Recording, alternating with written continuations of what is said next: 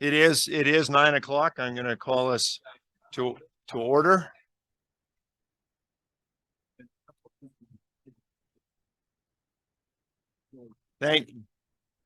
Want to thank you all for being here today. It's I think our third meeting, and we've made some good progress. We have an agenda before us. I think you've all had a chance to look at the agenda. Is there any suggestion on changes to the agenda? If not, I would entertain a motion to accept the agenda as presented. I would do we accept the agenda as amended. It's been moved. Is there a second? It's been seconded. All in favor signify by saying aye. We have the agenda in front of us. You've also had a chance to look at the minutes. They're fairly extensive. I want to compliment Steve's students for actually brilliant move to provide your prepared comments for the minutes. And please convey our thanks to them. Are there any changes, amendments, changes, comments on the minutes? Hearing none, I'd entertain a motion to accept the minutes. It's been moved. Is there a second? It's been seconded. All in favor signify by saying aye. Aye. Okay, that passes. And now I think what we're going to do, with apologies, Madam Auditor, is I think we're going to go into, or we had anticipated an executive session for the commission to interview candidates. So you want to touch on that, and then we can move into an executive session. Sure, Mr. Chairman, and with your leave, I may sort of bump up ever so slightly my report from the subcommittee. The subcommittee in charge of finding and hiring an executive director has been working very hard, and I very much appreciate their efforts. We had a robust nationwide search. The job posting was put out for a fairly good amount of time, and I think with your help, Mr. Governor, we were able to get some nationwide coverage. So certainly it got good publicity, and we had a robust group of candidates. We interviewed a subset of those and then have forwarded a subset on to be interviewed by this committee. And with that, Mr. Chairman, I would move that we enter into executive session for the approved or qualified reason of personnel. Okay, is there support for auditor's motion? Second. It's been seconded by the treasurer. All in favor signify by saying aye. Aye. Very good. That motion carries. We are now going to remove ourselves to an adjacent room and we will be back. Many thanks, I guess, probably to Steve, that there are donuts and cookies. So thank you very much, sir. And the room is ready. And the room is ready. Okay. Very good. We'll be back hopefully very shortly. Thanks.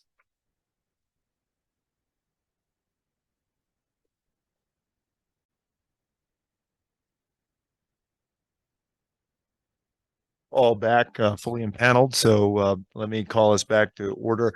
Thank you for your patience.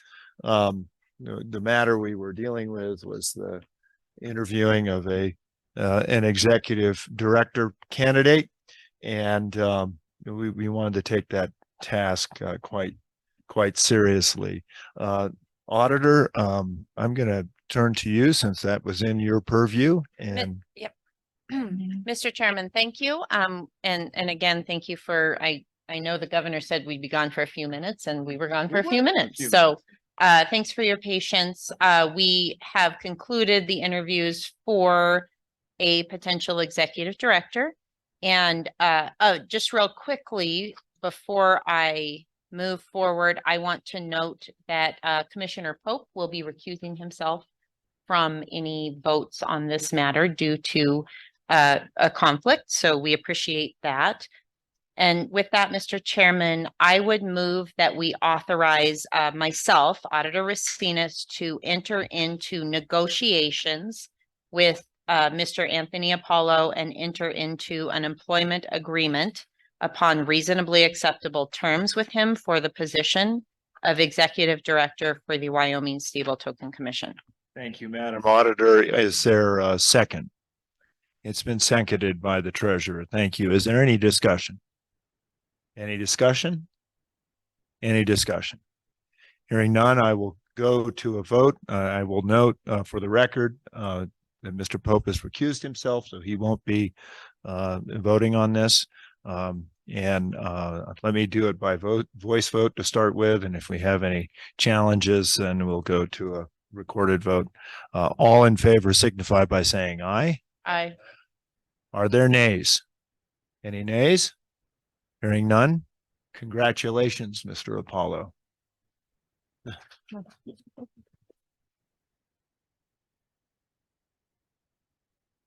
Mr. Chairman, Madam Auditor. with your leave, I'll move directly into my report from Subcommittee of Hiring Executive Director. We have hired, or well, we are endeavoring, to hire Mr. Anthony Apollo. We sure appreciate everyone that applied. We did have a lot of interest. Like I said, robust nationwide search. And I think we are all eager to move forward. I don't know that we will disband or formally leave that committee just yet until we finalize agreements, but I will keep you and the commission apprised of that. That is all. Thank you. Thank you. Thank you, Madam Auditor. With that, we'll go on to reports from subcommittees. You've heard already from the Executive Director Search Subcommittee. Legal and regulatory and compliance. We'll be talking about the main matters that were on our agenda in items 7 and 8 on the agenda.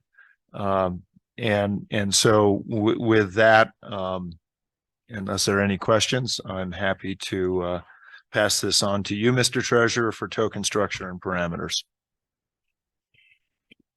Thank you, Mr. Chairman. Most of our work has been done. We had a short discussion that basically was kind of updating us on the work that Flavia and Joel were doing on the business plan, and got some assistance from JJ in looking at a structure on that, and so I think we're going to see. I guess in the rest of the agenda here, an update on the business plan and how far they've Joel and Flavia have been able to, and your committee's been able to take that. Mr. Treasurer, thank you, and thank you for your work.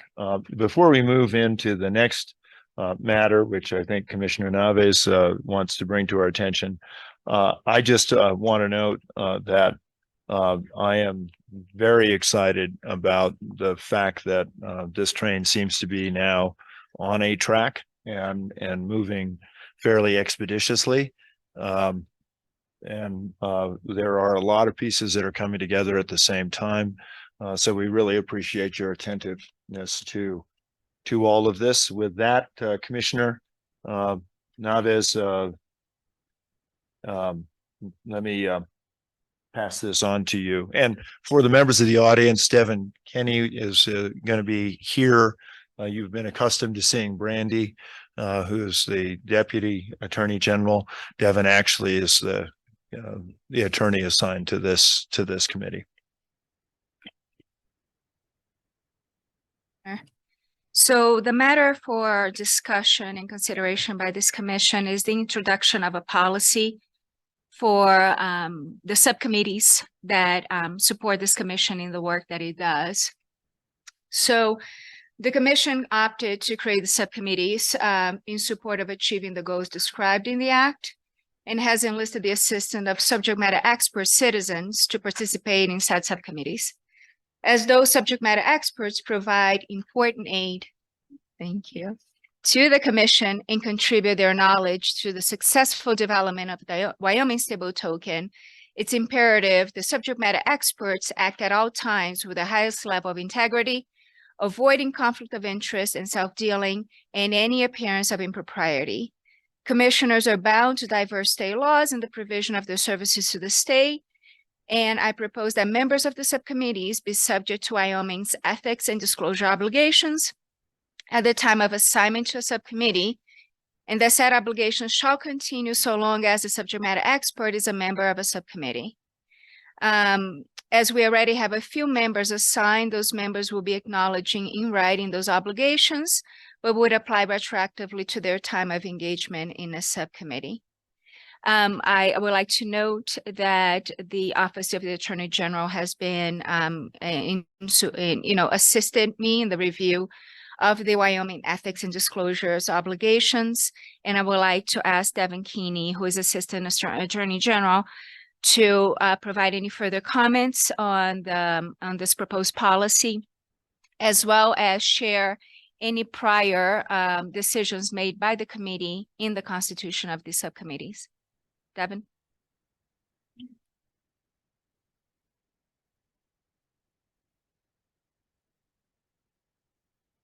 Previous decisions, I was not, oh, thank you. Thank you. I was not present if there were previous decisions, but I would note that generally speaking, regardless of the policy, it would always have been and always would be improper for a person who had a pecuniary interest or, to participate in whether as a subcommittee or a full committee or any sort of kind of discussion with the intent that at some point they would, participate when there was an RFP or something. If they had some kind of business intent, to participate in the development of whatever procurement was done for that would never be proper. That would always be something that would definitely have the appearance of impropriety and may simply just be improper. Yes. Okay. Sorry. To speak to the policy particularly, I think that the intent here, and as Commissioner Navis has noted, is that the subcommittees, they do receive, a variety of materials. They are privy to a variety of discussions, some of which are certainly public materials and some of which are not. And the idea is that to ensure that there is no unfair advantage gained, there is a clear code of ethics that, they should be abiding by. And then really that's about it. I mean, beyond that, if there are further questions for me, I can take them, but thank you. Devin, just a quick question. I believe it's in statute that if a person is conflicted, they must reveal that conflict, and then it's up to them to avoid votes or other matters like that. Is that correct? Yes, Chairman, Mr. Governor. This particular applicability to simply citizen subcommittee members who aren't formally affiliated with the government, I think I would need to look at that more precisely. It definitely applies as to government employees and commission members themselves as duly appointed members. It may not apply quite the same way to somebody who is not, but I think holding them to those same standards regardless is sensible, because they're receiving the same information. So to hold them to a different standard or a lesser standard would, whether or not they are legally required to do it, it would not have the appearance of propriety. However, if I understand the intent of this policy, it is to bring that group of people into an accordance with state policy. Is that? Yes, Chairman Governor, that is the exact intent here. It is not to, it does not apply a higher standard. There's still a lesser standard because the statute in particular for the non-elected official members of the commission is very high bar with respect to conflicts. This does not apply that standard to them, but it does apply more of the regular standard. Thank you. Commissioner Navis. Thank you, Governor. Thank you, Devin. So with that, I would like to raise a motion for this commission to adopt this policy as an internal operating policy of this commission and be applicable to the subcommittees that are currently in existence and the committees that will follow to develop the work under the Act. Been put forward by Commissioner Navis. Is there a second? It's been seconded by Commissioner Pope. Is there any discussion? Mr. Treasurer. I want to kind of have a better understanding.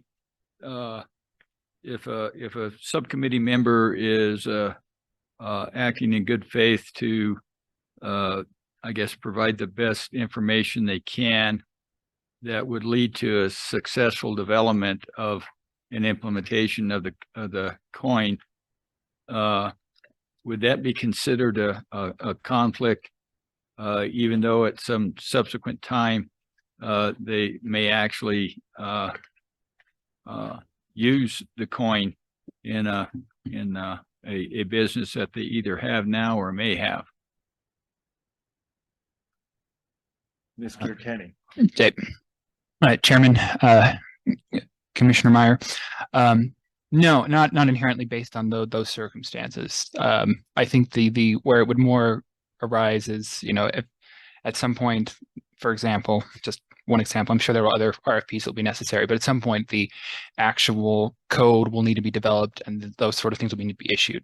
If an entity or a person involved with the subcommittee had an interest, was interested in at a point, applying for that particular procurement, they wanted to receive that, that work from the government, and they were participating in preparing the RFP, that would be improper, even if they were not intentionally steering it so that, for example, a person could, I would hope a person would not, but a person could insert themselves in that process to make it so that they were the only eligible entity.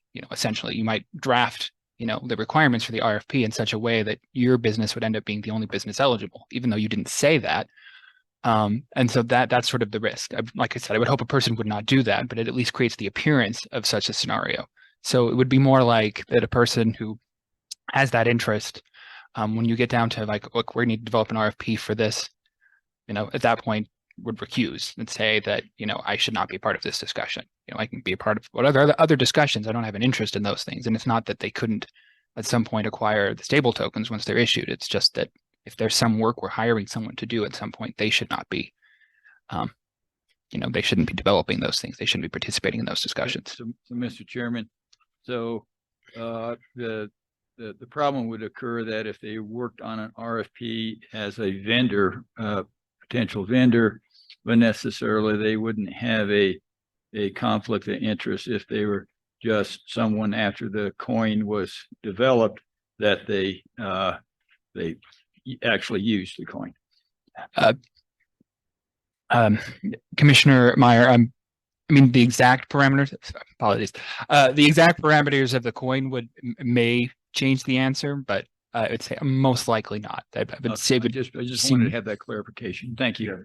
Thank you, Mr. Treasurer. I'm thinking of way back in the 80s, Johnson County Commission wanted to build a pole barn, and they went to the person they wanted to build it and said, you draw up the plans. And they said, well, that would not be fair because our specs would be different. And they said, well, we want your barn anyway. That one, I think, would probably be a direct conflict. Yes. Now, happily, our commission did not pass that, but I think that's what we're trying to avoid here.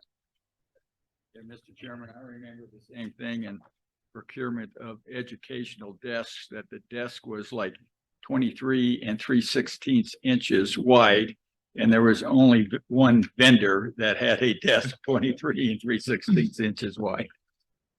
Right. Okay. Further discussion. Mr. Wallace, Commissioner. Yeah, I don't know if we could answer this question, but I'm just curious if this would create an issue for any current subcommittee members that would make them ineligible with this policy. Would we know that, or anybody be able to address that? Nope. Looks like Sure. I just realized I could call myself Commissioner Gordon, so. Pretty sure I've actually called you Commissioner Gordon on a number of occasions whenever it was applicable. Governor, I did want to address the concern of Commissioner Wallace because it's a concern I share, and I haven't had a lot of time to review or think about this policy, but when the working groups or subcommittees were set up, the purpose of them was to develop sort of a two-tiered system where the commission, all of you, would be held to the highest level of scrutiny. You would have votes on the matters, and you would obviously be unable to be conflicted in any way, which is appropriate. But what I think we recognized when we were setting up the subcommittees was most of the people that were technical experts that were bringing their expertise to us at some point would be engaged and might be interested in one RFP or another RFP, or participating in a collaborative effort outside of an RFP. In other words, they'd be the architects, and they're the ones that are volunteering their time to work with us, but they would also potentially be crafting the product. So when we bring that same level of scrutiny to the subcommittees and the work, which are effectively the working group where the work's being done, I don't know who is going to be left standing, and honestly, that would be something I'd want to understand before a vote was potentially taken on implementing that. Who would want to potentially recuse themselves from the working groups overall? I don't know how we could proceed, and this has always been a concern that we've had and we've talked about, is that the RFP process and state procurement leads to some challenges in an innovation process like this, where we don't want to see an appearance of impropriety, but at the same time, we're relying on bringing together a lot of different experts to develop the RFP. So I'm imagining a circumstance where all of you were writing the entire spec for what the token would look like, and how challenging that would be, because we didn't have anybody on the working group to write the spec any longer, because they were all thinking, well, in the future, I might want to be involved. And if I actually co-draft this, then I can't apply.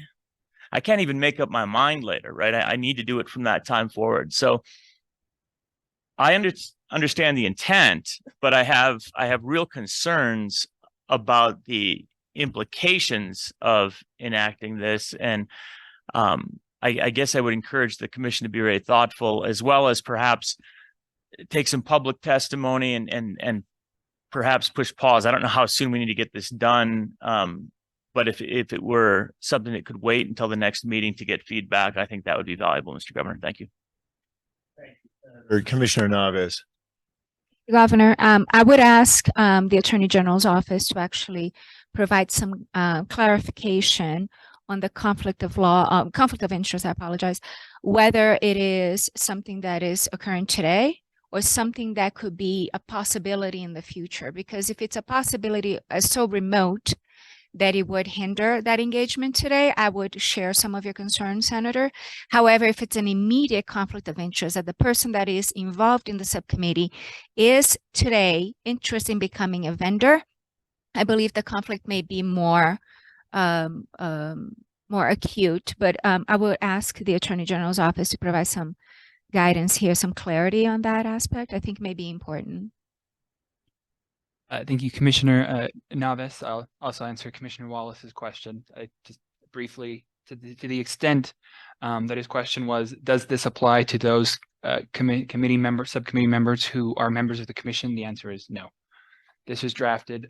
There's a sentence in the end of the first paragraph that said this policy applies only to subcommittee members who are not statutorily appointed. So it only applies to those members of the subcommittees who are not. That doesn't mean there aren't conflicts of interest rules and ethics rules that apply to those other committee members. But this document doesn't change any of that because it does not apply to those members. You still have whatever obligations there are existing, but this does not impact them. To answer Commissioner Navis's question, so I think, I mean, I don't know that it's the only instance of a conflict of interest that would arise, but the one that really sticks out to me, like I said, is that sort of RFP scenario. There may be other scenarios where there is a conflict of interest. I don't necessarily want to brainstorm what those might be, but taking just that as an example, I think the idea that at some point in the future you may be interested in bidding on work that's related to the stuff that is being developed and worked on in the subcommittee, I wouldn't see that as inherently a conflict. Where I see the conflict is when you start getting to the point of, you know, like, what is the RFP going to look like? That I think a person should not be, you know, and regardless of this policy, frankly, a person should be recusing themselves from those scenarios. If you think, you know, if the RFP is being developed, or maybe even before the RFP itself, but we're talking about, okay, we're going to need to procure these particular services, and you yourself are interested in applying for those particular services. You get down to discussing what that's going to look like, what that procurement's going to look like, what we're going to be looking for, and who we hire, and what services we're going to be asking for. You likely, if you are interested in those, providing those services, you should probably be recusing yourself, definitely by the point of the RFP. If you're going to be submitting a bid on the RFP, you should not be helping prepare the request for proposals. But maybe even before that, depending on the circumstances. But to simply be a part of the discussion of the general parameters of something, I wouldn't see that as being inherently a conflict. It may be under particular circumstances, but not generally speaking. Thank you, Mr. Kenny. Commissioner Pope. Thank you. Unless Commissioner Navis has a follow-up. No follow-up, Governor. Thank you, Devin. Thank you, Mr. Chairman. My understanding of these rules also would lead me to believe that there would be no prohibition, Senator, against having a working group or a subcommittee having its own two-tiered system where they could invite people to come and give information that would allow us to learn and be able to reach certain points later on where we could construct an RFP and things like that.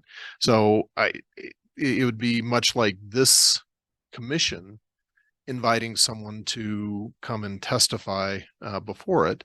I don't believe, and maybe council can correct me on this, I don't believe it would prohibit that. It would just prohibit the ongoing working relationship in the construction of the parameters, something to that effect. Am I wildly off base on that?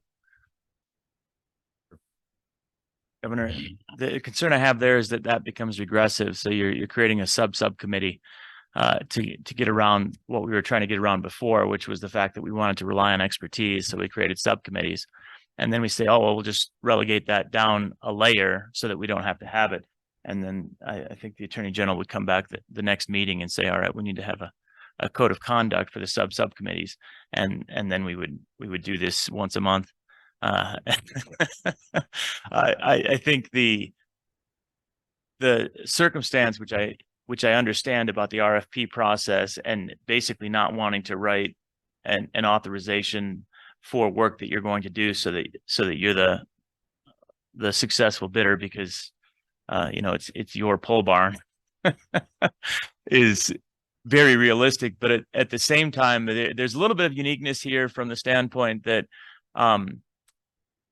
most of the time writing the RFP is fairly straightforward, and knowing what the characteristics of your RFP is going to be. We want to build a pole barn.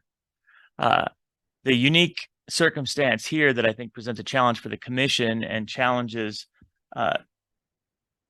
the standards that we're looking at putting in place is that you have to have a significant amount of expertise to develop what would go into the protocol, or excuse me, the RFP, which would be what are the parameters of the token? What should it look like? That requires a lot of as yet undone conversation, perhaps among experts, that one way or another needs to take place. And maybe it doesn't take place through a working group. Maybe you have the possibility of having the University of Wyoming convene experts so that it becomes objective, public, and open. That's an alternative. And maybe that is a nice way to thread the needle and achieve both objectives. The concern I have, though, is that we would be putting something forward which would eliminate perhaps greater than 50% of our technical expertise from sitting in when we need the technical expertise to prepare an appropriate RFP so that this is done right. So you guys can't be in the room because you're going to build it. And then we sit around and say, all right, now what are they going to build? And if there were lots of resources available that could bring that expertise, I'd be less concerned, but we tend to have a little confluence here. So maybe there's alternatives. I'm just worried if we move this forward, we'll lose some of our experts, and we don't even know how many. You have a follow-up?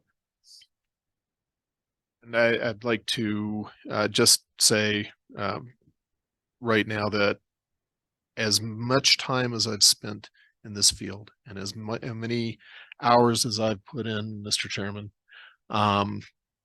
there's always more that I need to learn. And going through this process, I'm figuring out that there's even more I'm going to need to learn. And so anything that limits my access to the experts that I need in order to fulfill my duties as a commissioner, I would not necessarily be opposed to, but I would want to figure out then how to get access to those experts. But on the other hand, I also believe there needs to be some sort of framework for an expectation of the people on the subcommittees. So how we thread that needle, as you so aptly said, I'm not certain how we do that. But again, I think it is necessary that we have access to the people we need to create the best product for the state of Wyoming. Thank you. Thank you. I guess Mr. Treasurer. clarification on the RFP process as far as contacts before and after the RFP is split with people who are either potential vendors. What does the statute tell us about the procurement process, irregardless of this ethical statement? Just, Commissioner Meyer. So it depends on the particular, because there are different levels of different dollar amounts, whether it needs to be competitively bid or competitively negotiated, and there's possibility of sole source in certain circumstances. But generally speaking, and I would have to go back and refer to the particular statutes to tell you precisely what the penalties and things like that there are. But there are some that exist for, if you certain sort of improper communications with, folks before, the RFP is issued and things like that. And I mean, there are, things of that nature. So, I mean, there is certainly, there's definitely the appearance. I mean, if somebody is participating in that way in an RFP, it certainly appears improper. But at the point where we've actually issued it and you're making sort of, communicating outside, typically if there are questions to be made, they can be made, for example, if you're in the middle of the RFP process and a person who is interested in bidding has a question, they can make that directly to whoever's put out the bid. But typically the way that those questions are responded is in public, that there is a public answer that, they essentially say, we were asked this question, the answer is this, so that everybody can see what the question was, everyone can see what the answer was, that there's not kind of back channel sort of ex parte communications between potential bidders and the commission. Before the RFP is put out, that obviously a little bit different. There it's more just the conflict of interest scenario. But I think there are a number of potential, I'm not trying to suggest necessarily the way that the board should or shouldn't deal with it, or the subcommittee should or shouldn't deal with it. But I mean, there wouldn't, I don't think there would be an inherent issue if, you know, if you were to, the subcommittee were to request from, you know, subject matter experts who happen to sit in the subcommittee, what kind of things would you be looking for if you were putting out an RFP? I don't think that would be, you know, inherently a conflict, you know, that they could tell you, you know, these are the kinds of things I would be looking for. I mean, and then the subcommittee could take that information and could develop, you know, if, of course, if you receive responses, if you didn't, wouldn't have anything, but if you did receive responses that informed you, you could use those to develop the request for proposal. I wouldn't necessarily see that as being an issue. Again, circumstances may vary. I don't want to try to dictate what every possible circumstance might look like, but in and of itself, I don't think that would be the issue. The issue would be is, you know, here we are sitting down, we're going to draft this thing, and you as the vendor who is interested, not just as a vendor who, you know, generally knows the kind of things that are in this, but you as a vendor who's actually interested in participating, suggesting terms that you want to see in the RFP, because then again, whether or not you're intentionally steering it, whether or not unintentionally steering it, whether you're doing anything, even steering away from yourself, there at least creates the appearance that that's an issue.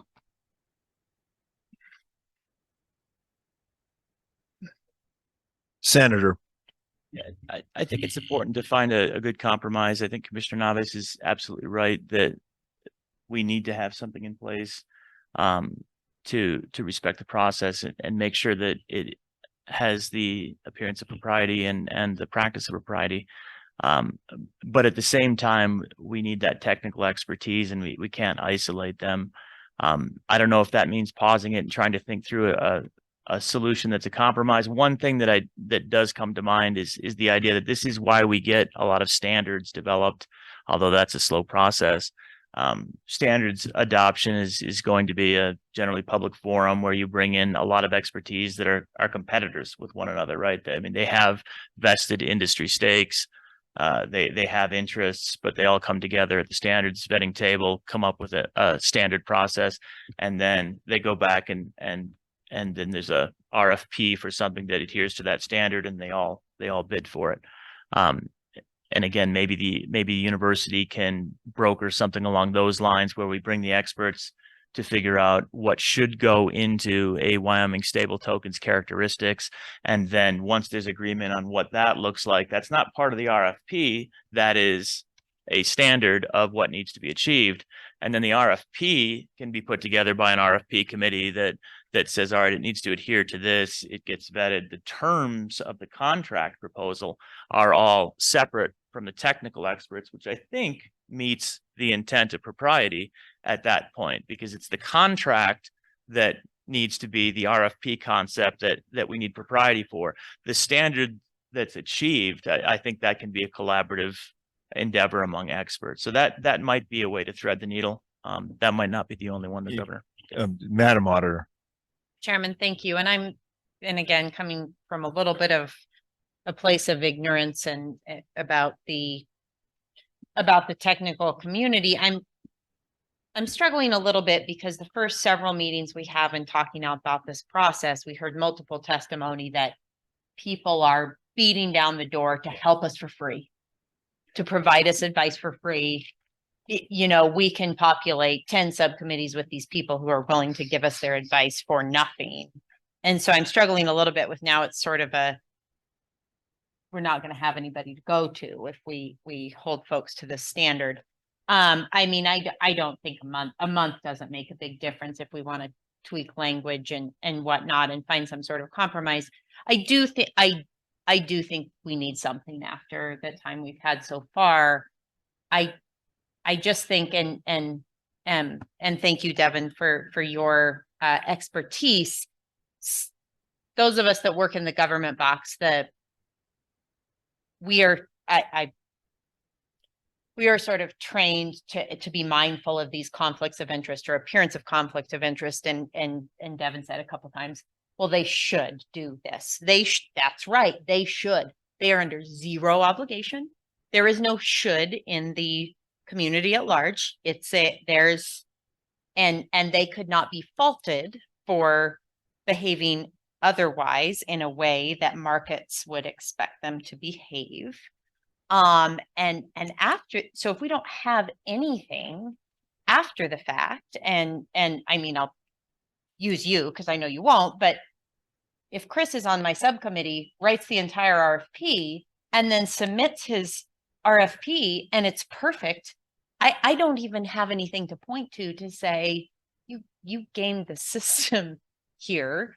So really at that point, there's no remedy for solving that conflict of interest. So I do think we need something, and the other thing I do think this is a real risk. And I'll say this a little bluntly, and I'm happy to be disagreed with, but I'm already seeing, our public comment has become an opportunity for marketing and advertisement. And so I do have concerns.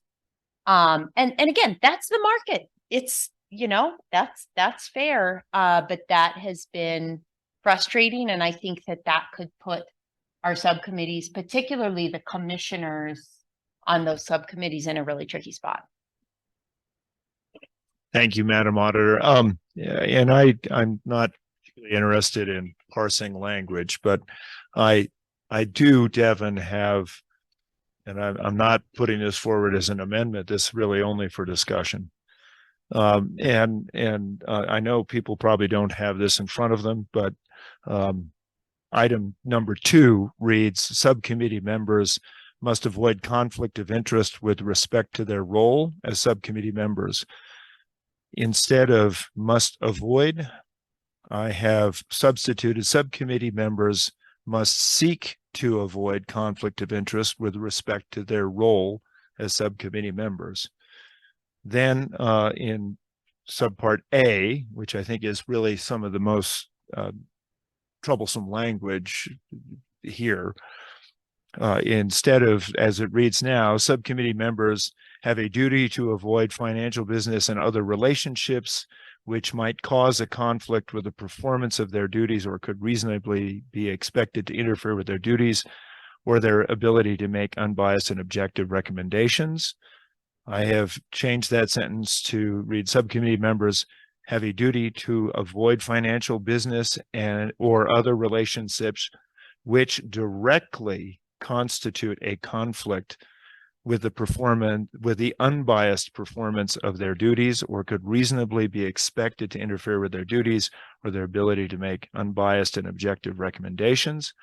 And the final sentence reads, subcommittee members should conduct themselves in a manner that avoids even the appearance of conflict of interest with their personal interests and their duties as subcommittee members. Now, my suggested language would be subcommittee members should conduct themselves in a manner that avoids or fully and transparently reveals an appearance of conflict between their personal interests and their duties as subcommittee members. So in the event that you're talking about, if vendor A is going to build a pole barn and they're, Morton Buildings, they would say, Morton Buildings have put this here in the contract. I only put that forward for discussion's sake, because I think the point you make, this was intended to be, and Commissioner Naves, I think this is an incredibly important policy. But I do think that the points that are made are,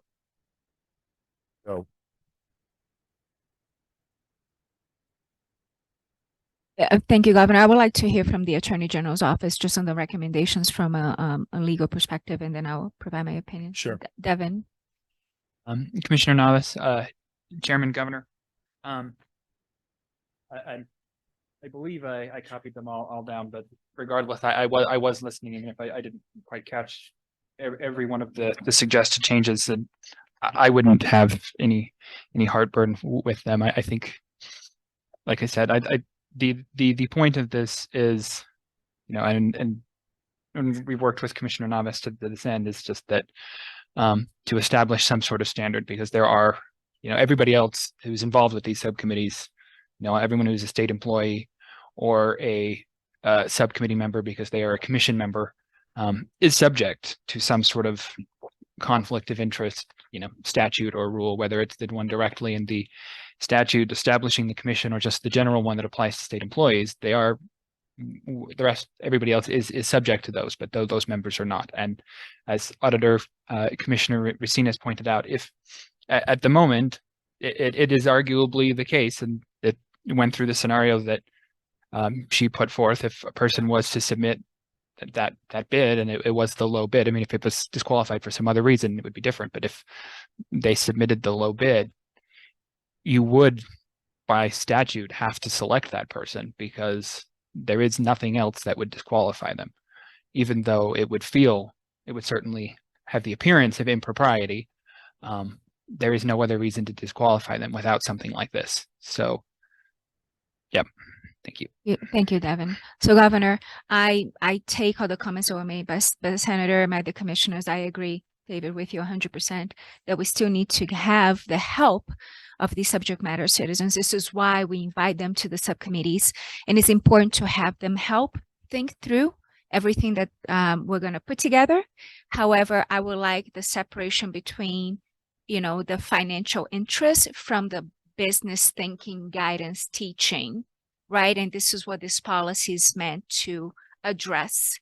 So with the recommendations that you make, Governor, I believe they would address this. They would continue to provide access to these subject matter citizen experts to the commission to teach us, to guide us. However, it would separate any appearance of financial gain from the process by not involving them in the RFP.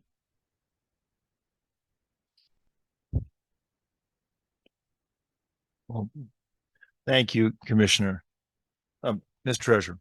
I guess wordsmithing the wordsmith a little bit. I think I'd just say reveals rather than fully reveals. Fully reveals is a high standard that you're either fully revealed or you still have your trousers on. So Okay. so, I want to be fully revealed. All right. All right. Well, if that's the case, Mr. Treasurer, if you want to offer an amendment. And that's to your amendment. Well, I didn't make an amendment, so. Well, okay, I guess I would offer an amendment, but I would the modifier fully, I would just say reveals. Okay. So I didn't write down as fast as I possibly Okay. So stated, or counsel could if he has that. So for the minutes, I can read this, and then you can say if you want to move it. Is that Okay? Subcommittee members must seek to avoid conflict of interest with respect to their role as subcommittee members. That's the first sentence under number 2 after accordingly.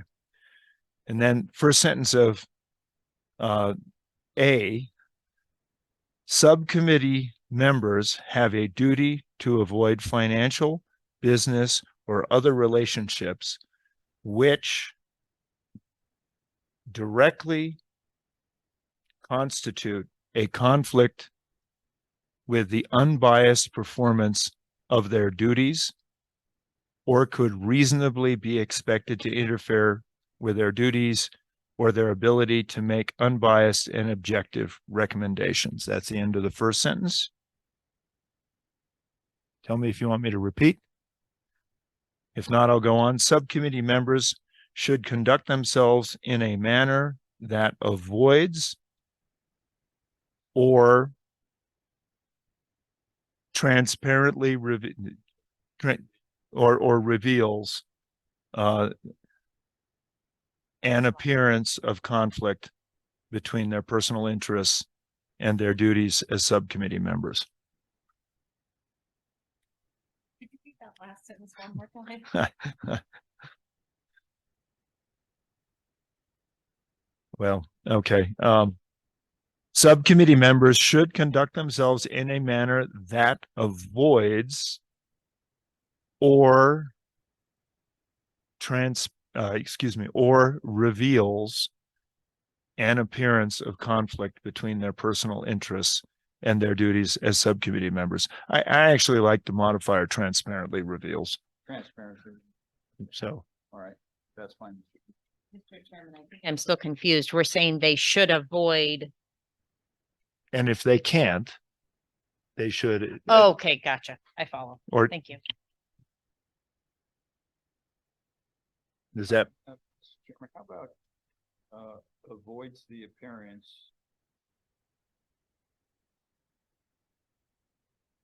or, and then say, or transparently reveals conflict.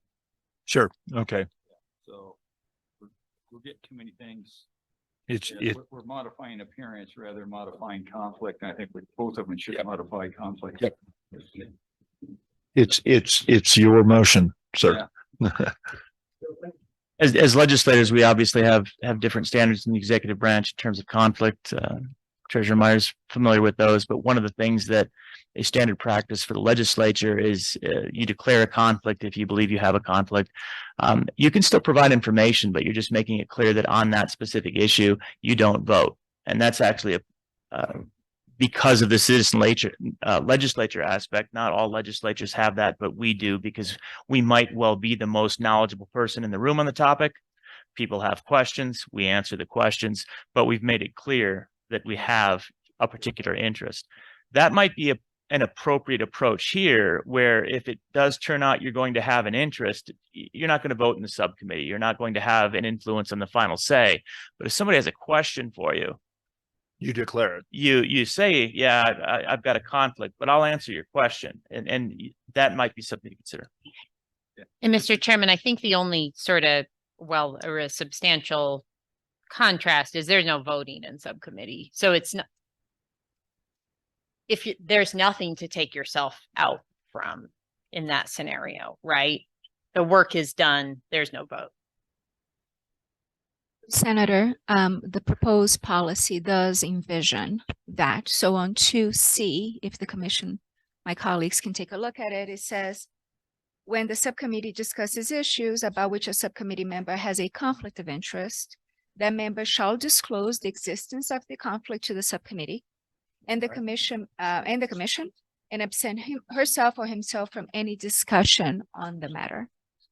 So it would allocate for that option.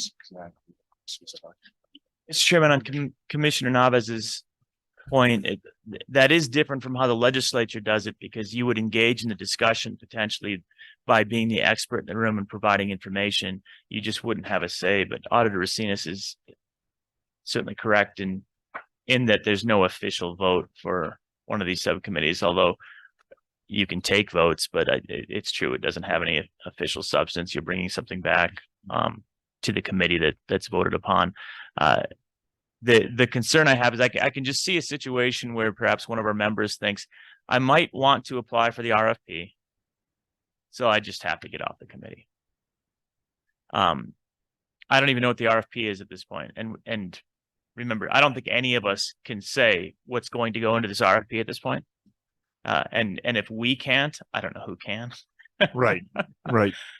So it becomes, it's challenging. I just don't know how to get the expertise involved in crafting what that RFP is going to look like if we don't provide an opportunity to those strongest stakeholders that may, in the end, want to be engaged in that RFP.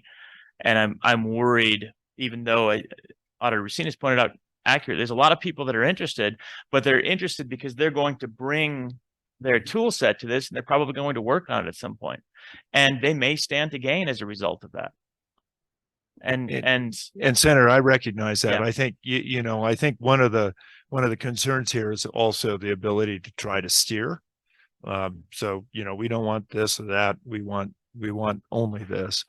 And to your point about expertise, that to the uninformed, that can be a very easy task. And I think, your point is, in our pole barn analogy, gosh, I really like the doors they have in that barn. So let's put those in.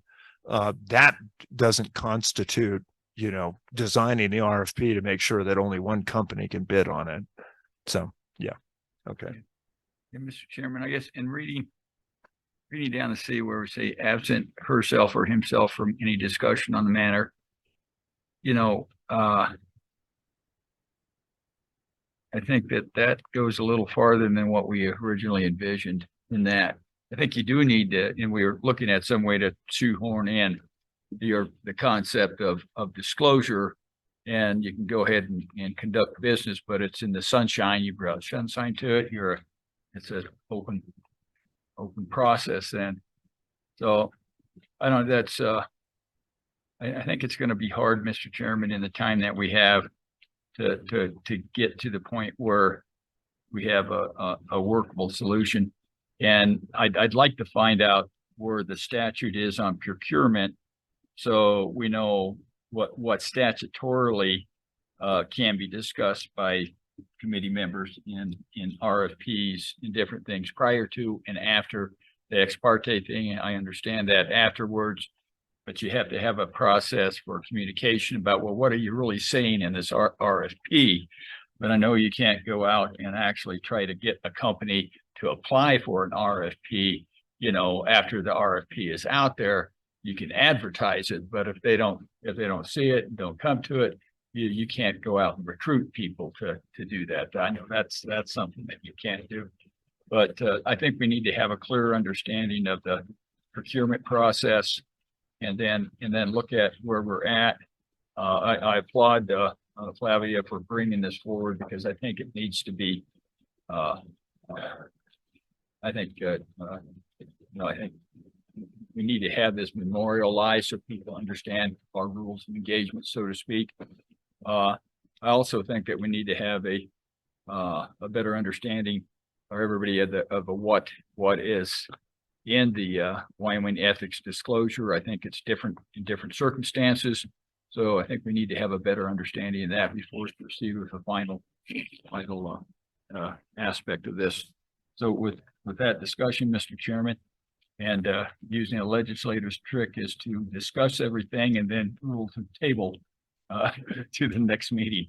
Well, and before you do that, Yeah. I think just for clarification purposes, and turn to you, the members of this commission are bound by the statutory responsibilities. Right. Members of this commission decide on an RFP up or down.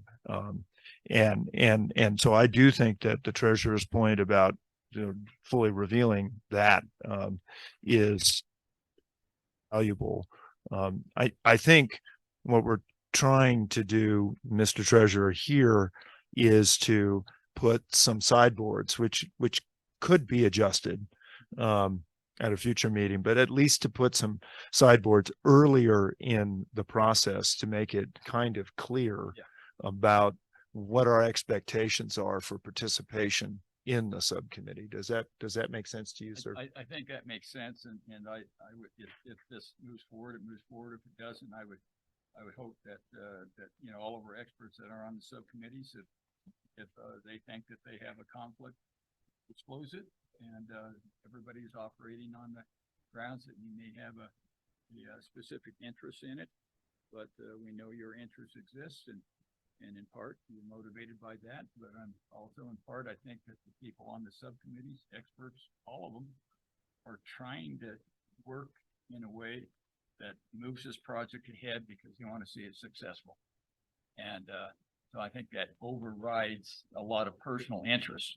But if the personal interests, everybody needs to know about it. But I think that the general community interest of a successful project overrides, personal interest in everybody that I've seen with.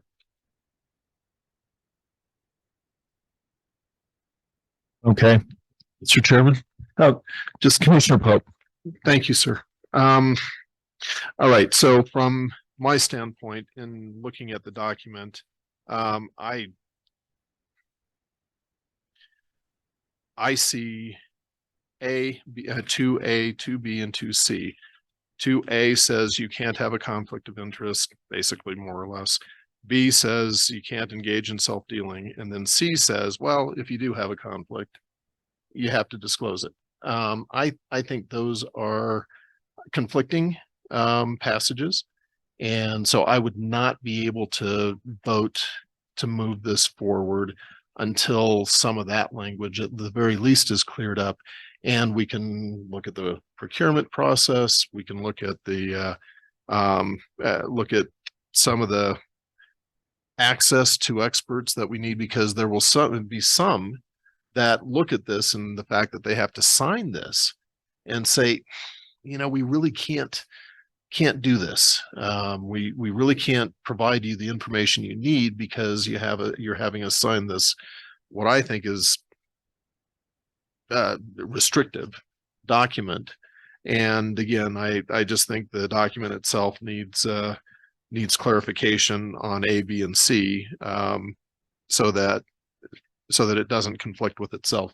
So, and Commissioner, in response to that, I read them a little bit differently. I understand your point, and I think the logic is true, but I look at one as don't have a conflict of interest as written. Don't have a conflict of interest.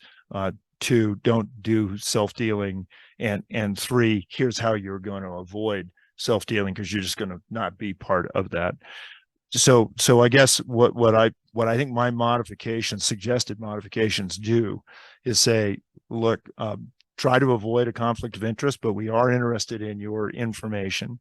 If it is proprietary or in some way directly constitutes a conflict of interest, you need to absolutely fully disclose that. That's A. B, still, you're not doing this for self-dealing. C, what I guess I'm saying, I would add just in front of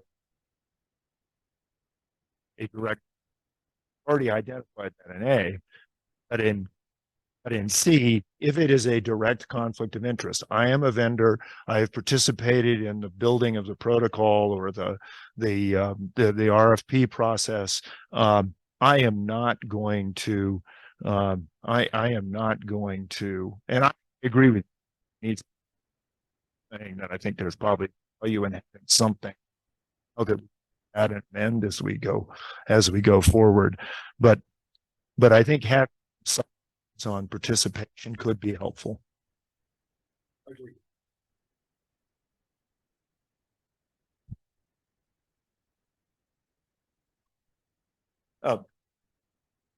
Commissioner Wallace. To add my read on that too is if they do declare conflict in A or B, then C says they are not allowed to discuss this at all. So I guess I would be concerned, and I'd be interested in hearing the senator's opinion too, if that doesn't kind of still leave us at the point where it's going to eliminate a lot of expert input on these. And I think it would. What I'm hearing though is the idea that maybe the commission's going to spend some more time on it, and I'm comfortable with that. I agree with the governor that it's appropriate to have, consistent with Commissioner Navez's interest in the AG's office interest, to figure out what appropriate sideboards are, so that there's some direction for the members of the subcommittees on how they should engage in the subcommittee if they have specific interests. That's appropriate. We just have to be a little more thoughtful along the lines of your question, Commissioner, of ensuring that we can achieve the interests of the commission through the working groups, through the subcommittees, and balance those. And I agree that language, if you answer a question and then all of a sudden that means you can't apply for the RFP, wow, we're gonna lose all our commissioners. So it needs to be different from that. I don't know exactly what it needs to be, but it needs to be different from that. Commissioner Racinas. Mr. Chairman, I think we're balancing maybe simplifying the first page and working on it, but in the interest of getting something done today, I think some of the things on the second page are really, really important. And I know we're not talking about those. And I I don't want to always jump to, you know, what could happen or the worst case scenario, but I would use our executive director search as an example. A non-commissioner member of the public, or, you know, could have gone and posted every single application and resume online, you know, and we have nothing to say you shouldn't have. That's a good catch. Or they could have published everybody who applied for the position, post about it on Facebook. I know this probably isn't a Facebook crowd, but yeah, I mean, you get my gist. There, to me, there's a lot in the second page that's really, really important, and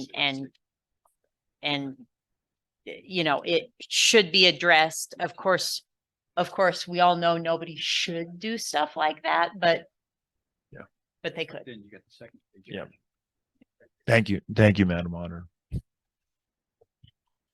Okay, pleasure of the commission. Senator, thank you for your testimony. Well, Mr. Chairman, I guess I would move the table until the time specific of the next commissioner meeting, and ask that you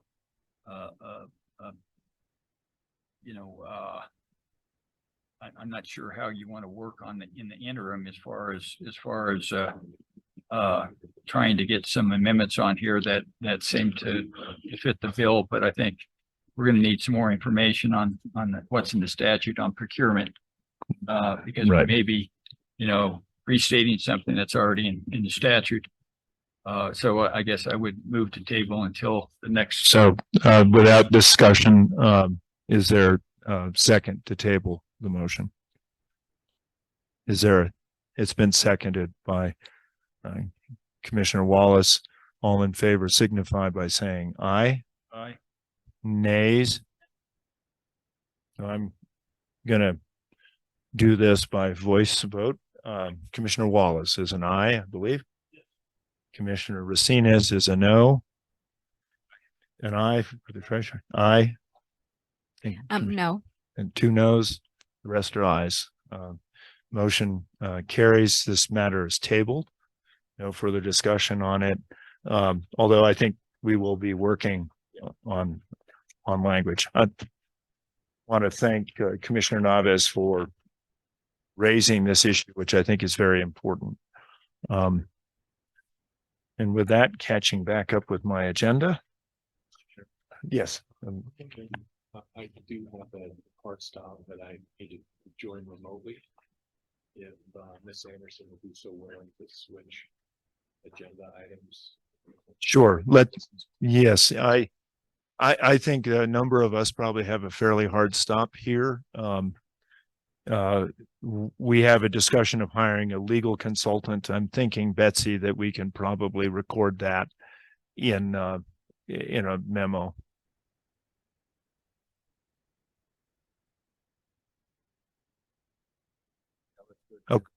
Okay, we'll go to the business plan then, and then come back, and I'm also aware that Commissioner Naves has a hard stop too. So thank you all for your time.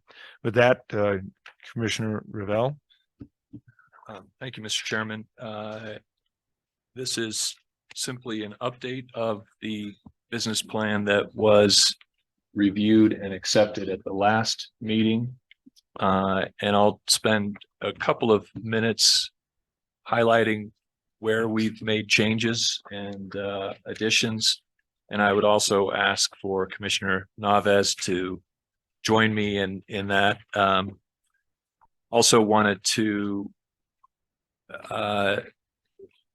pass along our gratitude to the subcommittees for their input. And then there were additionally some non-subcommittee members who were very helpful in this. And I want to say in particular for myself, Sean Ford, who was recently joined one of our subcommittees, was very helpful in some of the additional work that's been put into this. And I know that Commissioner Naves had outside counsel who was very helpful as well. Yes. To thank Michelle Gitlett, who is General Counsel at Flexa, who recently joined the Legal Regulatory and Compliance Subcommittee, for her help in putting this together. So in the initial sections of the business plan, nothing of substance has changed. There have just been some updates and some fine tuning of the data and descriptions that you see in the Wyoming stable token description, the market analysis. There were some significant changes to legal and regulatory compliance section, and I might ask Commissioner Naves to run us through at a high level. Those changes, you can obviously see it in the draft that you've been provided with in detail, but just at a high level, if you wouldn't mind, Commissioner Naves, helping me here with that. Certainly, Commissioner Revel, the changes were made to clarify that we're still awaiting engagement from outside counsel to support us with a more comprehensive analysis of the build of the token, as well as any regulatory obligations that may arise from building this token.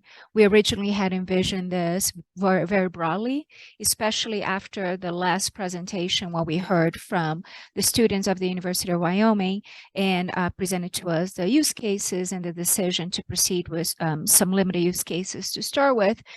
We went back and narrowed some of those assumptions in the legal and compliance section to most closely resemble the initial use cases. We would then again engage outside counsel who will be supporting us with a legal opinion for the build of the product, as well as any deriving regulatory obligations. Thank you, Commissioner Naves. The next section, token development and operations, has been significantly added to here. And just again at a high level, there's a description of the architecture, considerations for custody, and then there are 3 stages of the build out: creation, issuance to our partners, and then redemption. And I won't go into all of those in detail, but Mr. Chairman, you had specifically asked as well in our last meeting for additional detail on the positions and the job descriptions of those potential positions. And that is, you'll see here toward the middle of that section, the governance. Here we contemplate additional roles and provide some descriptions of those roles. Then move on to security and risk mitigation, token standards. Again, on the risk side, the risk of depegging is outlined here, and then reserves, attestation, and audit. And then the last section, which has been completed and did see some additional work, is the marketing and user acquisition strategy. The marketing was not changed much from the previous draft, but here we have under user acquisition added quite a bit more language around the phases that we see here. There are 2 beta phases: a beta phase where there's an initial partner, beta phase where we then expand to a broader partner group, and then the initial launch phase, and then the ongoing phase or institutional phase after that. Within each of these phases, we've broken down the approach to the phase, the minimum requirements, the deliverables, estimated time to complete, and then the KPIs for each of those phases before moving on to the next phase. Brief description of what a revenue share partnership might look like to the extent that that's the direction we go. And then financial projections and implementation timeline remain TBD at this point. Thank you, Commissioner. Any questions? Any questions? Yep, Commissioner Wallace. My own clarification, this is, you're showing the use case 1, 2, and 3. Is that actually stages, or is those each mutually exclusive? Please, Thank you, Commissioner. Thank you, Commissioner Wallace. That's I think a poor word choice. Use case 1, 2, and 3, and we meant to change those, but the graphics that were included had use case 1, 2, and 3 on the graphics, and I didn't have time to get that done. So for the next draft, we will find better wording for that. That is not meant to be confused with our prior discussion on use cases for the stable token. Yeah, good question. Thank you. Thank you for Thank you, calling out Commissioner the shortcomings of this draft. Further questions? Further questions? And I would note, Commissioner Ravel, again, Commissioner Naves, Commissioner, any additions you want to add to? Oh, Joe gave a very comprehensive summary. Like I said, I would like to thank very much the contributions of the subcommittee members that were critical in completing the sections. And we look to continue working on the remaining TBDs as well. Thank you, Commissioner. I would note that Steve's great students, and I think you all have copies of this, did a market-sized potential market capture research piece that could, be maybe a help in the next draft as well. I think you've all seen that. So I want to commend Steve and his class for that work. Further questions? If not, we'll move on to Ms. Anderson. And I don't know if this is your last commission meeting. We'll see. But thank you for your service. Chad will be taking. Mr. Chairman, yes, I think nobody's as excited as I am about moving forward on hiring an executive director. So, but I've enjoyed the experience. As to the legal counsel, the motion the last meeting was the governor's office to move forward with procuring legal counsel. I did work with the Attorney General's office because they, of course, have a particular need. They have particular needs in providing the advice to this commission. And so they put together a very short kind of summary of what services we were needed, the commission needs, and what information we would like to have in connection with that proposal. For those not familiar with state government, there's kind of three procurement processes. One is a full-blown RFP. One is what's called competitive negotiation, where you get responses or bids from a number of candidates. And then one is what we call a sole source, where you just pick one. We felt like this is best suited for the competitive negotiation. There's not a large world of fintech security regulatory attorneys out there. And so we thought this was the way to go. So I sent this request for information basically to 3 different law firms and asked that they respond by September 15th. Which is a week from Friday, week from tomorrow. I am happy to send that to any other law firms that are interested. If they want to reach out to me, I'm happy to send this and entertain any further proposals if anybody else is interested. The one thought moving forward is we're moving fast, and I think a report is due by the executive director to the legislature on November 1st. I think part of that is wrapped up in this legal analysis to be able to proceed that the AG's office has to provide. So my concern is waiting till the October 19th meeting to make a decision. And so I don't think a decision has to be made right now, but I throw out the idea that there may need to be a special session, which we could do by Zoom solely to consider these proposals so that we could get somebody on board, the commission could get somebody on board to work with the AG's office. That a special meeting would be noticed. We would send that out. It would be posted on the webpage, just like we always have. Again, it would probably be a Zoom meeting and coordinating everybody's schedule, but we would set it up so the public could participate on a Zoom meeting. So. Thanks. Does anybody have any problems with convening for that purpose? I don't hear any objections. Okay, thank you. We will forward on the resumes and then move from there.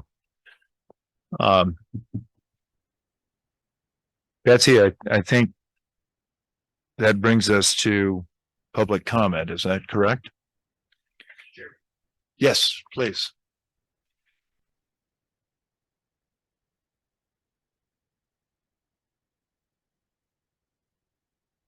Thank you, Mr. Chairman and members of the commission. My name is Mark Baker and we'll be brief. I'm a former legislator and Wyoming citizen, and I'm really looking forward to Wyoming advancing. As discussions moved along, I thought it'd be appropriate. I invited Ryan to come join us. Hopefully he can just make an in-person introduction so that in the future, as this moves along, he can provide his expertise over Zoom. He traveled here from the Cayman Islands, and so if you just indulge us with about a 5-minute comment, appreciate it. Thank you. Sure. Thanks, Mark. Mr. Chairman, Governor, Commissioners, thank you for the opportunity to speak today. My name is Ryan Berkmans. I'm an independent Ethereum community member. My family is Canadian, and previously we lived in America for 10 years. I traveled here from Cayman Islands today, where my wife and I live with our 2-year-old son, 8-month-old daughter, and 12-year-old dog. I have a computer science and economics background and have been developing expertise in Ethereum on a full-time basis for 5 years. I write primarily on Twitter, where I'm followed by many crypto industry professionals, including leaders of multiple large blockchains, top developers, DeFi protocols, and venture capital firms. I'm here to provide latest information on Ethereum, answer questions, and facilitate introductions. Mr. Chairman, Tether, the offshore stablecoin, has about an $80 billion market cap today. They're on track to make about $3 billion this year in investment income on reserves, which I understand to be about 30% of total state and local revenues for the state of Wyoming. Yet nobody wants to use Tether. Market participants are trapped today during this early land grab state of crypto stablecoins between USDC, which is run by the excellent Circle, and Tether, which is run by an offshore firm. Folks tend to prefer USDC because it's well run, and then folks tend to prefer Tether because they fear lack of regulatory clarity and capriciousness of corporate policy. Commissioners, this is where Wyoming has an opportunity to make a splash in the market. By positioning the WST as a product that is a property rights upgrade to Tether and also a property rights upgrade to USDC on the basis that the WST is enshrined in law and not corporate policy, there's an opportunity to, during these early land grab days where there's really only a couple stable coins, and 3, 4, 5 years from now, there will be dozens and, probably someday hundreds, to achieve an initial network effect advantage where when you get your stable coin in the market with a product that's been accepted by folks who are holding this $120 billion of stable coin today, you enjoy a trust network effect, integrations with DeFi protocols and industries all over the world, and then the practical distribution of tens of millions of folks having balances in the WST in their crypto wallet. And so that's why the expectation of industry experts is that during this land grab day of the early stablecoin, kind of like a gold rush or a land grab rush, those projects that are able to achieve that market position have the potential to very rapidly on a month-over-month basis win significant share in relation to Tether and USDC. And so it's my view that given this commission's historic achievement of being the first government to undertake the proceeding of building a stable coin, and then into the successful launch of that stable coin, and then the third all-important milestone of successful market acceptance of that stable coin as an alternative to the $120 billion in USDC and Tether, the state of Wyoming could rapidly increase state revenues by potentially 25 to 50% within an 18-month successful launch, because crypto capital flows are so, they move on a dime. And what the WST is it's an excellent product that offers a level of property rights not found in industry today. Folks are simply trapped today. And so as it relates to this product making a splash in the market, there's a need for folks to look at the WST and say, this is a no-brainer. This is Tether with better property rights. This is USDC with better property rights. And so in that regard, it's my view that it's important that the commission consider that when formulating the product, that we're only adding benefits in terms of property rights, and careful not to subtract benefits in that competitive comparison with USDC and Tether. Subtracting benefits could include friction from launching the token on a private chain that is not connected to the public markets. It could include novel operational requirements, such as restricting issuance to only Wyoming entities as opposed to any market participant that can satisfy an objective list of criteria.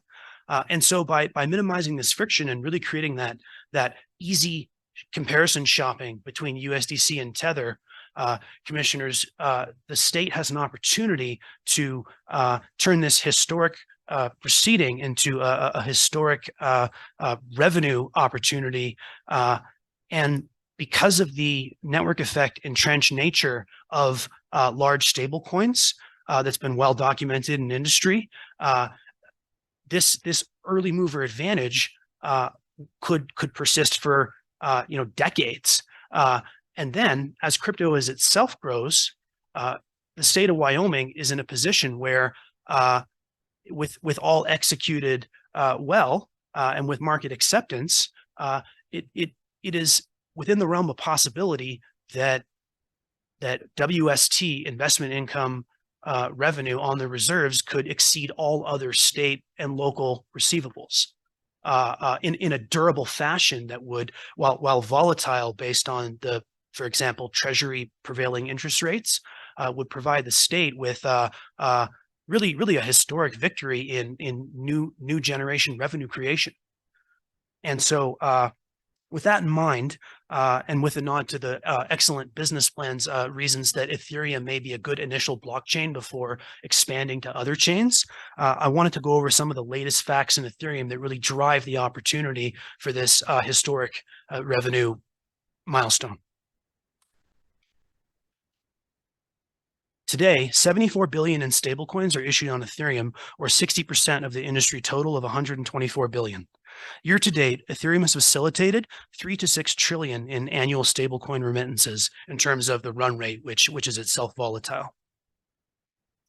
As was discussed in the Commission's August meeting, a unique aspect of Ethereum is the marketplace of Layer 2 blockchains, known as L2s. The main Ethereum chain is known as the Layer 1 chain, or L1. Over the past 3 years, a division of labor has emerged where the Layer 1 focuses on maximum decentralization and Layer 2s focus on buying security and scaling Ethereum by meeting retail and businesses and institutions where they're at globally. And so today, Ethereum has about 24 active Layer 2s using 7 different technology code bases, which is a very significant achievement. And we expect this to grow to hundreds of distinct Layer 2s.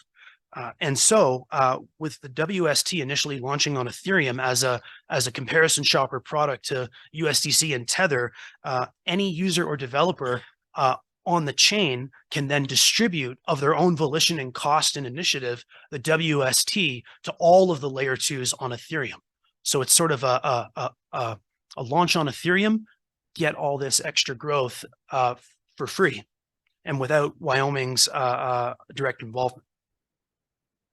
It was remarked in the August meeting that Ethereum transactions at the retail level can have percentages of gas fees that are very high, and that these can significantly increase during periods of L1 congestion. This is true, however, only for the L1. Ethereum's Layer 2s completely changed the fee dynamic, as fees for retail users are substantially less than 1 cent when using the least expensive Layer 2s. We've seen fees of less than a quarter cent, which is 1/20th of 1% on a $5 retail payment. The August meeting also discussed that when sending stablecoins on Ethereum, the sender needs to have a native token to pay the gas fee in their wallet, which can be a burdensome point of friction and has been historically for other industry growth. However, this too is a thing of the past, as modern wallets with a technology known as account abstraction enable an automatic middleware market layer of sponsors to pay that native gas fee, and then the retail user or business automatically remits that gas fee to the sponsor in the same instant, denominated in stable token. And so, commissioners, a $5 payment with a 1 cent fee, where the gas fee for that payment is actually a fraction of that 1 cent paid automatically through the network. Cheap and frictionless. And so Ethereum apps have collectively suffered many hacks over the years with billions lost.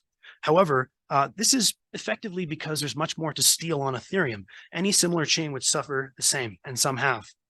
These hacks bolstered an immune system response, and today Ethereum secures 21.5 billion in value locked this moment in DeFi protocols, plus an additional 9.5 billion in layer 2 blockchains. The Ethereum ecosystem spends an estimated 450 million a year on security services, including audits, bug finding contests, and security bounties. That's on a collective market basis across the ecosystem. And so closely related to the goal of security for the commission are minimizing the development costs of the token, as well as time to market to take advantage of this historic land grab opportunity to be a comparison shopper winner with USDC and Tether that have 120 billion today.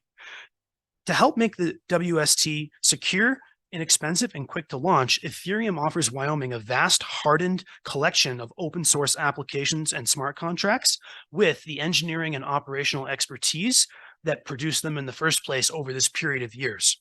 So, Mr. Chairman, commissioners, there's no more secure way, no cheaper way, and no faster way to launch a stablecoin than on Ethereum, and thus to compete for some of that 3 billion in investment income on reserves enjoyed by Tether today. Ethereum's protocols and apps have found success in an increasingly diverse array of areas, including payments, trading and swapping, foreign currency exchange, financial options and derivatives, collateralized lending, uncollateralized lending to real businesses that come to the chain as if it were a bank to get a loan, yield and fixed income, domain names, digital collectibles, royalties for intellectual property, as well as the all-important and rising trend of real-world tokenized assets, including treasuries, T-bills, real estate, and high-value physical collectibles such as original baseball cards and the like, and Rolexes. And so, Mr. Chairman, commissioners, by launching on Ethereum to comparison shop with USDC and Tether and enjoy the opportunity to not only secure billions in investment income on reserves, but then to defend that as an entrenched stablecoin for decades to come and grow this as all boats rise with the growing crypto tide. Wyoming needs only launch a core competitive product that is, in a sense, slimmed down. It's exactly the right fit, and then it enters into the Ethereum market, and then it's really the market participants themselves who will then take the WST and integrate it far-flung across the economy, including in all of the domains and apps I mentioned in my previous paragraph. And so this I think, commissioners, is how Wyoming achieves the historic world first government stablecoin, how that stablecoin becomes a competitive product in the market on the basis of improved property rights enshrined in law. For example, no seizure without a court order. That's a benefit that does not exist in industry today. And through this path, Wyoming could increase state and local revenues potentially by 30% to 500% in 2 years to 5 to 10 years and beyond. Thank you, Governor and Commissioners, for your time. Thank you very much. Are there questions, comments? Just one Mr. Treasurer. clarification. Did you say that we shouldn't have, I mean, what we were looking at is just using Wyoming companies as the people who would essentially be the sellers. And then after that, then, you have a different market, and that market be whoever, the sales go to. But we want to try to keep the rule of law. We want to keep the rule of law within Wyoming, because, if it gets outside and things happen outside, it's always got to come back and go through our chancery court or however, and work in that aspect. That's the one thing that Ethereum and Tether, Tether and Coin don't have. So what I thought you said that you didn't think that we needed to have that. Mr. Treasurer, thank you for the question. It's an excellent question. I'm not a legal expert. However, Circle with their USDC stablecoin has done an excellent job in formulating a model where wholesalers can apply for essentially a seat at the table at Circle. And they pass what I understand to be a rigorous process of checks and balances and KYC.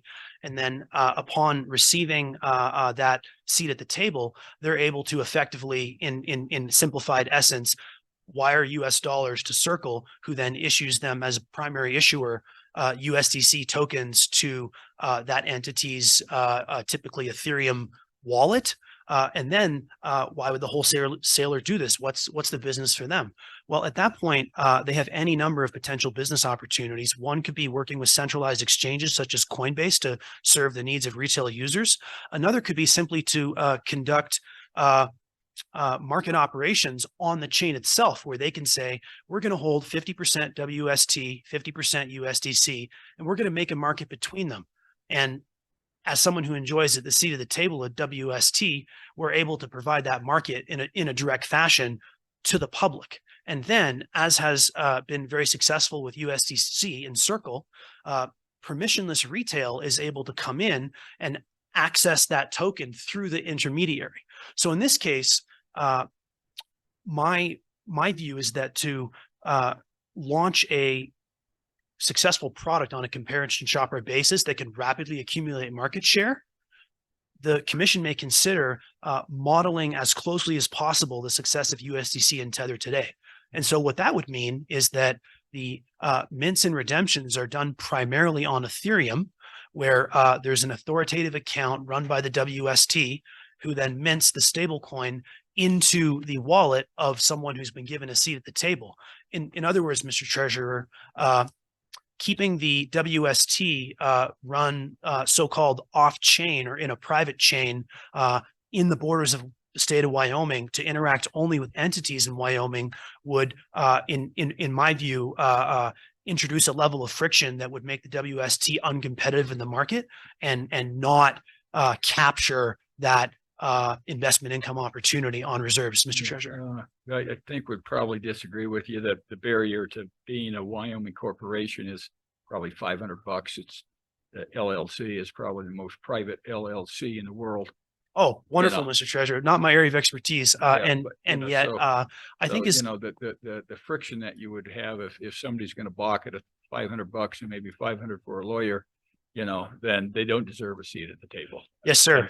So after making a Wyoming corporation, to then have that issuance be on the Ethereum blockchain and not in a private off chain, it's really being in the public market that is the first step at building a competitive product.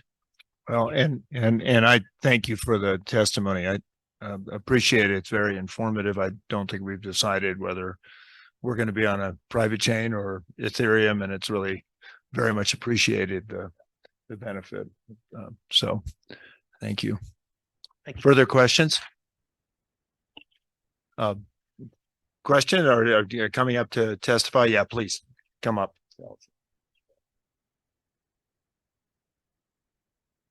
And thanks very much for coming all this way. My pleasure. Thanks. Yeah, thanks. Commissioner Gordon? Yes. Yeah, just wanted to say that. So my name's Scott Moeller. I'm an organizer of the American Crypto Fed DAO here with Joe Xiaoming and Troy Carruthers. We have a few questions that we'd like to pose to the commission.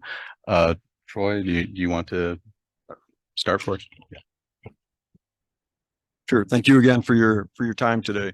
The current draft. So my two questions and or comments are in relation to the business plan or the current draft of the business plan. And as I understand it, the current draft of the business plan references the possible establishment of a federally chartered bank, right, to issue the WST. I would caution the commission, based on my own experience in working with some of the federal agencies in particular, against creating a dependency on a federal agency such as the OCC for some of the obvious reasons, but for in addition, any possible unintended consequences that would result in extensions in the time frame of getting anything done, as well as really the additional expense that would be required by the state to be able to put out any of the fires, so to speak, that the federal agencies may create. The second would be, I would also request the commission to consider allowing existing Wyoming special purpose depository institutions to issue WST on the commission's behalf. So I know that this was mentioned in the business plan, but the business plan provided both positives and negatives of each. But in doing so, it would allow those SPDIs that are already present in Wyoming, who are already part of the federal payments ecosystem, to participate. So thank you. Comments, questions? Okay, please proceed, Tom. Okay, thank you, Governor. First question I have is, can the commission publish our written public comments that we made on the 1.0 business plan, regarding the stable token business plan, on the commission's website? Because as the legislative select committee has done. I think they're part of public testimony, so Betsy. Yeah, Mr. Chairman, is that some comments you gave in writing? Yes, we provided written comments. So, and Joe, do you want to distribute that? Certainly, if anybody wants something posted, we can put that on the webpage. We would definitely like to have it posted on Okay. the website. Okay. Yeah. Anything you want to say on that? Yeah. name is Xiaomeng Zhou, one of the organizer of American Crypto Fed. We submit that written public comment on August 25th. So after that, we submit to the Select Committee on Blockchain. They already published on their website. So we want to make sure this commission receive our public comments and can also allow other people for more discussion about what our opinion. We want to know whether the commission received it, what's the response about that. Basically, we just want the process to be as transparent as possible. Yeah, no, thank you very much. On the 25th, I was in the middle of the thoroughfare, so I was unaware of it. Understood. And thank you for bringing them forward today, and we can certainly publish them. Awesome. Thank you. My second question was, as I was reading through the business plan 1.0, I saw a lot of securities related concerns where it was concerning that the token, the WST would be labeled as a security. And this question really kind of goes to the Attorney General's office. Is the state of Wyoming exempted from the Securities Act of 1933, as we quoted in those public comments? And I'll read specifically what we said. Okay. Right. And I want to be clear about this. You know, we're in the process of reviewing this, so we take the comments, appreciate the comments, and in terms of our ability to respond with legal advice or legal views in this context, I think probably premature. Fair enough. But it's plain language in the Securities Act of 1933 that securities issued by a state are exempt. And here's 15 U.S. Code section 77C. It says exempted securities, except as hereinafter expressly provided, the provisions of this subchapter shall not apply to any of the following classes of securities. Number 2, any security issued or guaranteed by the United States or any territory thereof, or by the District of Columbia, or by any state of the United States, and thereon and thereon and thereon. Yeah. So that's, you know, I when I see all the concerns about would the stable token be a security, from my understanding, you guys are exempt. So it would be great to get clarity on that. And that's certainly something we want to ascertain. Our biggest concern is getting our horse shot out from under us as we take off. I get it. So I get it. Okay, my third question is related to the speedy banks. And can a Wyoming Speedy Bank host the Wyoming Stable Token Trust account on behalf of the commission, which is responsible for holding the US dollars as required by your statutes, if a Speedy plans to issue the stable token on behalf of the commission? So effectively, can a Speedy Bank act as a custodian for the state? And also a good question that I think we are in the process of delving into. Okay. Okay. And my final question is, and this is related to, I saw resellers mentioned a lot, especially within the phases. And my question is, can the commission encourage a freeway rather than a tollway? Versus what's recommended in the 1.0 draft. Yeah. And yes, I think your question's well put. And I think our business plan, unless I hear from the other commissioners, is not well developed enough to understand exactly what that is. But I think the point is well made. Okay. Yeah. Thank you, Mr. Chairman. I say that from what we understand, a tollway would be not the characteristic as going to the resellers, that the resellers would probably be the ones that would be having to, charge the different fees or whatever. And we're just the issuer.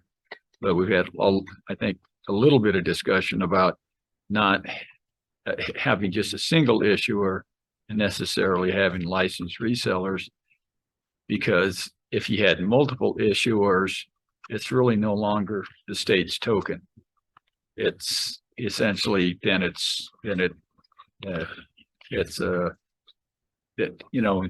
I don't know why it would be the state's token if you had 100 issuers or 1,000 issuers. Well, it's if you have 100 issuers or 1,000 issuers, it's the state is gaining the benefit from all the issuance, and it's as long as the issuers are able to meet the standard by which the state sets.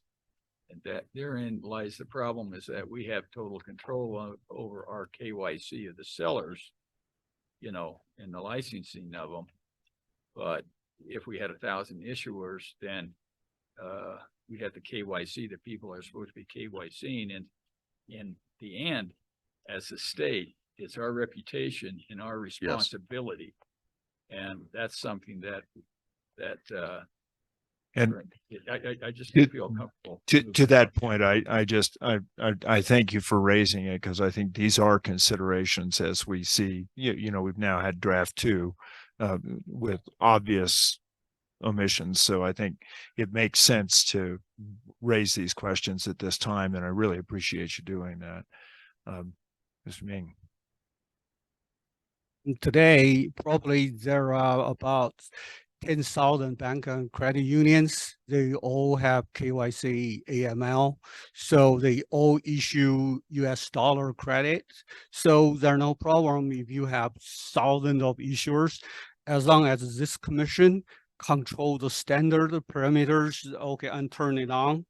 So I think it is doable, but decentralized, relieve this commission, hold everything, but a burden just to set up the standard, make sure every issuer has to comply with all those laws, KYC, AML, travel rules, all this, put that on the standard. So my last question is, when we can get the latest version of the business plan. So we got 1.0, we make public comments. So today we probably have another versions next time. The sooner the better, so that we can write the public comments, written public comment. Thank you. And appreciate that. And I think, memory serves a little bit sometimes. I also want to thank you for making the suggestions about rules and some of the other committees, which now that we hopefully, if the auditor does her job correctly and Mr. Apollo isn't too challenging, she's tough. We'll really be able to help move this along with a little bit more alacrity. So I very much appreciate these comments. further? Thank you. I think we have somebody online. Thank you, Brian. Thank you very much for your testimony. Thank you for your participation all along too. Very much appreciated. Online, we have Scott Meyer. Mr. Meyer. Yes, can you hear your me? hand is raised and we're recognizing you. I want to tell you that your banker on this commission has been carrying your water very, very successfully. Very good. And we can barely hear you, sir. Okay, is that a little bit better? I think they're going to turn the volume up. I've never thought anybody would ever say I needed to turn my volume up.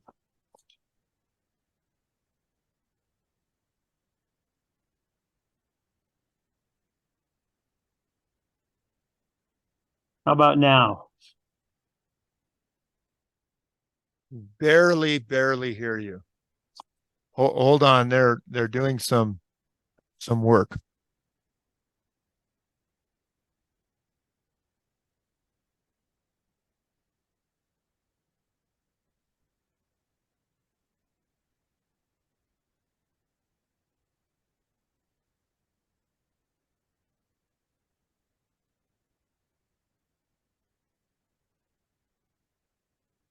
Do you want to try again, Scott? Yes, can you hear me now? Wow. Very good. Thanks. Yeah, we can hear you. Okay. I've never had anybody tell me that I needed to speak up. Thank you, Mr. Chairman, Commissioner, and members of the board. Scott Meyer on behalf of the Wyoming Bankers Association. I apologize for not being there in person. The Wyoming Bankers Association is hosting their lenders conference in Sheridan today and tomorrow, so this was the next best thing for me. I just wanted to make a comment, I guess, and I realize after listening to today that, we have the business plan 2.0, although I did have a chance to look at 1.0, and that's where my comments are. And perhaps Commissioner Wallace answered some of those when I wasn't sure if we have different options here or if they're different stages.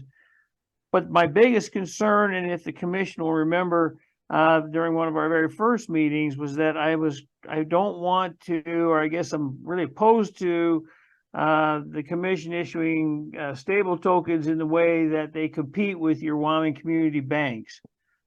In that last business plan, then there was some discussion about maybe that what we needed to do is to establish the state would have a charter bank or a charter trust company.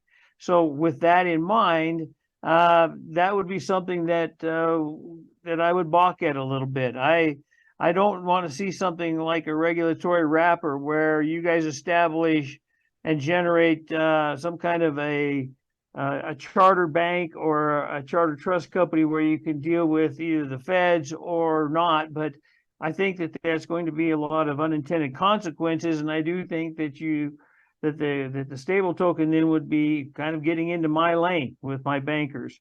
So I just wanted to express my concern that if you went down this path, and where we were going to go with that, if that would take more legislative approval, whether, dealing with the feds, that would have to have certain management requirements, not to mention capital requirements. That's a whole lot of work that I'm not sure that the commission really wants to undertake, but that would be my thoughts on that. And Mr. Chairman, I'd certainly stand for any questions. Thank you, Mr. Meyer. And I think we're well aware of those concerns and at least this commissioner, and I suspect a few others on this commission, maybe all, are committed to trying to make sure this is beneficial to Wyoming and Wyoming community banks. So I want to make that clear. This is not intended to be competition. So very much appreciate maybe I'm speaking out of hand, but commissioners, I just want to reveal my intent here is not to try to take down an industry, but to augment it. So. Any other comments, questions?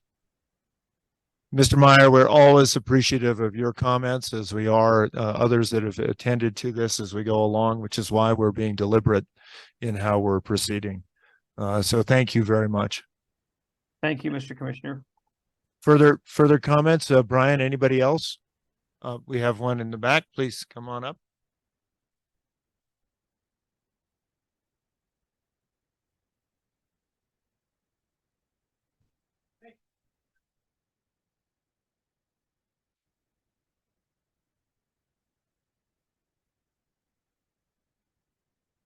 UW Center for Blockchain and Digital Innovation. And I just want to encourage everybody to attend the Wyoming Blockchain Stampede next week. And thank you, Governor, for your agreement to speak during that event. And Mr. Pope is also going to be at the event. So I encourage everybody to come next week. The first 2 days will feature the select committee on blockchain and digital innovation. And we hope to have all of you there. And to register, just go to uwio.edu/stampede. And thank you so much. And for those of you who have not been to the Stampede, I highly recommend it. The number of ideas and the cleverness and just outright innovation that you'll witness there is outstanding. And so I highly recommend going to that. Anybody else? Members of the commission, any final comments? If there are none, I would entertain a motion to adjourn. It's been moved and seconded. All in favor signify by saying aye. We are adjourned. Thank you all very much.